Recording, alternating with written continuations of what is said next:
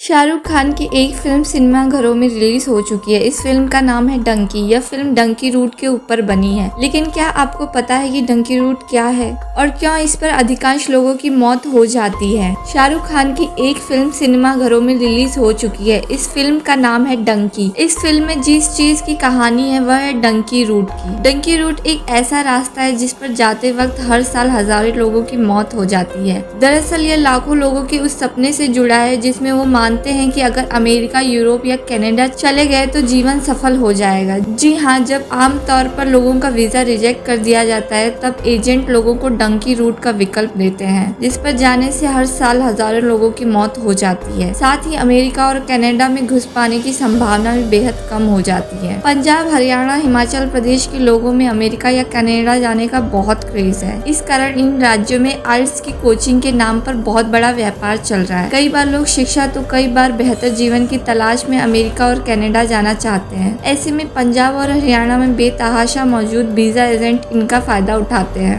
ये एजेंट पहले तो लोगों से पैसा लेते हैं और फिर वीजा के लिए आवेदन करते हैं, लेकिन वीजा आमतौर पर रिजेक्ट हो जाता है। इस पूरी प्रक्रिया के दौरान लोगों का विदेश जाने का सपना और प्रबल हो जाता है। इसके बाद लोगों को जब कोई रास्ता नहीं सूझता है तो वीजा एजेंट लोगों को डंकी रूट का विकल्प देते हैं। डंकी शब्द डंकी का एक क्षेत्रीय उच्चारण है। डंकी एक पंजाबी मुहावरे से बना है जिसका अर्थ है एक स्थान से दूसरे स्थान पर जाना। आसान शब्दों में कहें तो जब लोगों को अलग अलग देशों में रुकते रुकाते अवैध तरीके से किसी दूसरे देश भेजा जाता है तो उसे डंकी रूट कहते हैं। पंजाबी में डंकी शब्द का अर्थ कूद कर, फांद कर, फुदक कर अवैध तरीके से किसी स्थान पर जाना है। अमेरिका, कनाडा और कुछ यूरोप के देशों में पहुंचने का यह एक खतरनाक रास्ता है जिसे अवैध इमिग्रेशन भी कहा जाता है। इन रास्तों के जरिए लोगों को अवैध रास्ते होते हुए कनाडा, अमेरिका, यूरोप भेजा जाता है। दरअसल डंकी रूट का कुल खर्चा 20 लाख से लेकर करोड़ों रुपए तक का है। अमेरिका, कनाडा जाने की चाह में हर साल लोग इस जाल में फंस जाते हैं। इस रूट के तहत पंजाब, हरियाणा, गुजरात समेत कई इलाकों से लोग पहले तो दिल्ली पहुंचते हैं। इसके बाद इन्हें दिल्ली से विमान में बिठाकर किसी लैटिन अमेरिकन देश यानी दक्षिण अमेरिका में भेजा जाता है जो कि कोलंबिया के करीब हो। इसके बाद इन्हें एक एजेंट अपने साथ लेकर बॉर्डर क्रॉस कराता है जो अगले देश के बॉर्डर पर यात्रियों का साथ छोड़ देता है। इसके बाद अन्य देश में मिलने वाला एजेंट उन्हें कोलंबिया होते हुए पनामा में एंट्री देता है। इसके बाद शुरू होता है खतरनाक मौत का सफर। पनामा में प्रवेश के साथ ही रास्ते में डैरियन गैप को पार करना होता है। दरअसल कोलंबिया और पनामा के बीच एक विशालकाय जंगल है। इस जंगल को पनामा का जंगल या डैरियन गैप कहते हैं। इस जंगल में कई नदियां, जहरीले और खतरनाक जीव जंतु, लुटेरे और डकैत इत्यादि सब हैं। इस जंगल में जो नहीं है वह है रास्ते और लाइट और आधारभूत सुविधाएं। कई 100 किलोमीटर में फैले इस जंगल के रास्ते को कई दिनों तक पैदल चलकर पार करना होता है। इस दौरान खाना पीना के बगैर जानवरों के हमले, लुटेरों के हमले के कारण कई लोगों की मौत भी हो जाती है। कई बार जहरीले जानवर लोगों को मार डालते हैं तो कई बार लुटेरे उनके कपड़े लेकर भाग जाते हैं। इस कारण से हर साल हजारों लोगों की मौत हो जाती है। डैरियन गैप को पार करने में ज्यादातर लोगों की मौत हो जाती है। इसके बाद बचे कुछ लोग आगे वहाँ से निकल जाते हैं। उन्हें मैक्सिको एक नाव में ठूसकर मजदूर या जानवरों की तरह लाया जाता है। मैक्सिको में आने के बाद या तो वह 30 फीट की ऊंची दीवार कूदनी पड़ती है जिससे गिरकर उनकी मौत हो जाती है, या फिर अगर उन्होंने किसी तरह मैक्सिको और अमेरिकी बॉर्डर पार कर लिया तो उन्हें वहाँ पुलिस गिरफ्तार कर लेती है, जिसके बाद उन्हें डिटेंशन सेंटर में जानवरों की तरह रहने के लिए छोड़ दिया जाता है जिसकी हालत जेल से भी बदतर होती है। इसके बाद उनकी पेशी मजिस्ट्रेट के सामने होती है जहाँ उन्हें मजिस्ट्रेट को यह भरोसा दिलाना होता है कि भारत सरकार ने उनके साथ गलत किया है। ऐसे में अधिकांश समय यह होता है कि मजिस्ट्रेट इन दावों को झूठा पाते हैं और उन्हें वापस भारत भेज देते हैं।